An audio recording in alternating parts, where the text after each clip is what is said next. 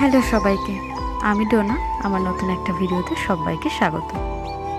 গুনগুনের পুরনো রুম থেকে সমস্ত জিনিসপত্র গুছিয়ে আমরা চলে এসেছি ওর নতুন রুমে।